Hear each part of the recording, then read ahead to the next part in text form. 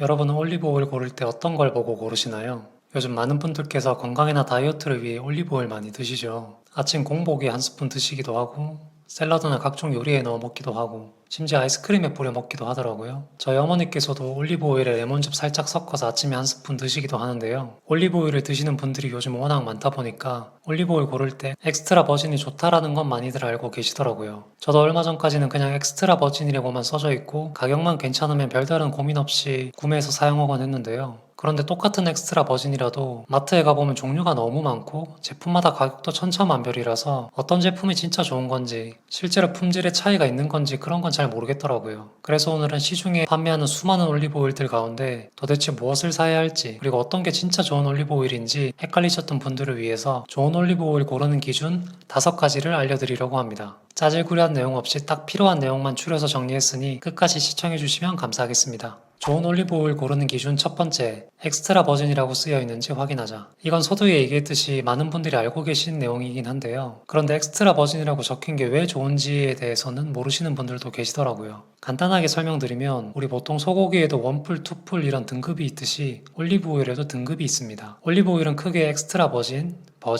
퓨어, 포마스 이렇게 4가지 등급으로 나뉘게 되는데 이 중 가장 좋은 등급이 바로 엑스트라 버진 등급입니다. 그럼 엑스트라 버진이라고 쓰여 있는지 확인하면 끝이냐?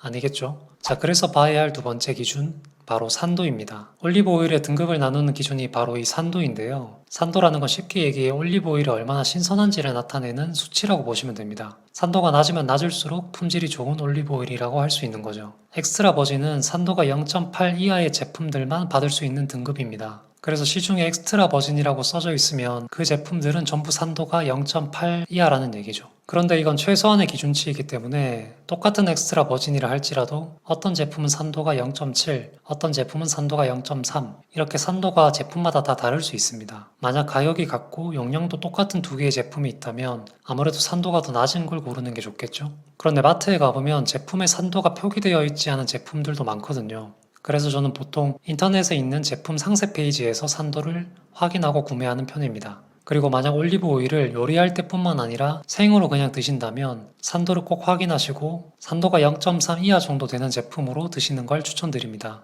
세 번째, 추출 방식을 확인하자. 올리브 오일에 보면 냉압착, 냉추출이라고 쓰여진 제품들이 있는데요. 여기 표기되어 있는 콜드라는 건 차갑다라는 표현보다는 열을 가하지 않았다라고 생각하시면 됩니다. 올리브 오일은 열에 굉장히 약해서 낮은 온도, 법적 기준인 27도 이하에서 추출을 해야 올리브 오일이 가진 좋은 성분들, 그리고 맛과 향이 잘 보존됩니다. 냉압착 방식은 올리브를 물리적으로 쿵 눌러서 기름을 짜내는 방식이고, 냉추출 방식은 올리브를 세탁기 탈수 기능처럼 기계 안에 넣고 돌려서 기름을 빼내는 방식인데, 근래 들어선 전통적인 방식의 냉압착보다는 보다 위생적이고 최신 기술이 접목된 냉추출 방식이 많이 사용되고 있기 때문에 냉추출 방식으로 만들어진 제품을 많이 선호하는 편입니다.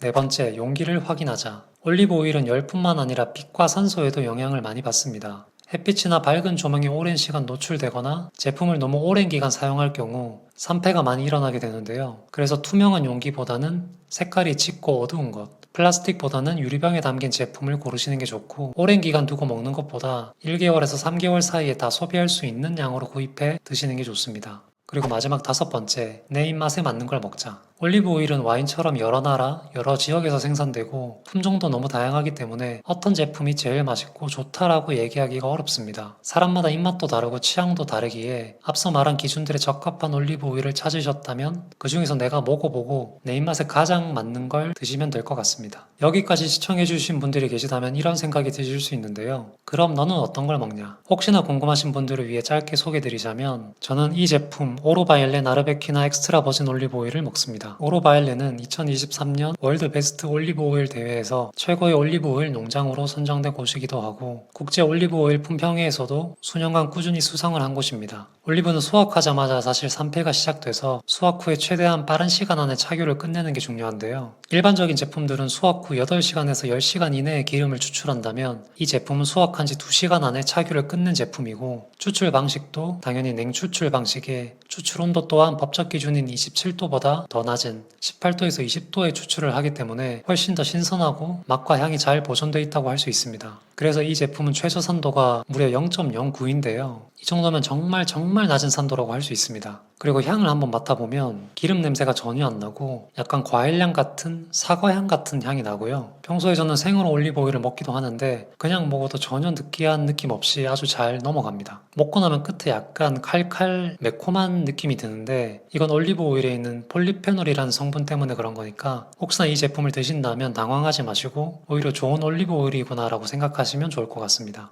가격은 250ml 기준 2만원 중반 정도인데 가격이 엄청 싸진 않지만 그래도 제품의 퀄리티를 생각해보면 또 너무 비싸지도 않은 가격이라고 생각해서 올리브 오일을 처음 드시는 분들은 이 제품으로 시작을 해보셔도 좋을 것 같고 평소에 올리브 오일을 드시는 분들 중에서도 만약 이 제품을 드셔보시지 않으셨다면 한 번쯤은 구매해서 드셔봐도 좋지 않을까 싶습니다. 용량도 작은 용량부터 큰 용량까지 다양하게 있어서 처음엔 작은 용량으로 드셔보시고 괜찮으시면 더 큰 용량으로 구매하시면 될 것 같습니다. 고정 댓글에 제품 링크 남겨둘 테니 관심 있으신 분들은 확인해 주시면 감사하겠습니다. 오늘 내용 간단히 정리해보면 좋은 올리브 오일을 고르기 위해 필요한 기준 5가지. 첫 번째, 엑스트라 버진 등급인지. 두 번째, 산도는 몇인지. 세 번째, 추출 방식은 무엇인지. 네 번째, 용기는 무엇인지. 그리고 마지막 5번째, 내 입맛에 맞는지. 이 5가지 기준을 통해 올리브 오일을 고른다면 아마 충분히 좋은 올리브 오일을 고르실 수 있을 거라 생각합니다. 추가로 올리브 오일 관련해서 궁금하신 게 있으신 분들은 댓글 남겨주시면 제가 아는 선에서 최대한 답변 드리도록 하겠습니다. 영상 봐주셔서 감사하고 도움이 되셨다면 구독과 좋아요 해주시면 감사하겠습니다.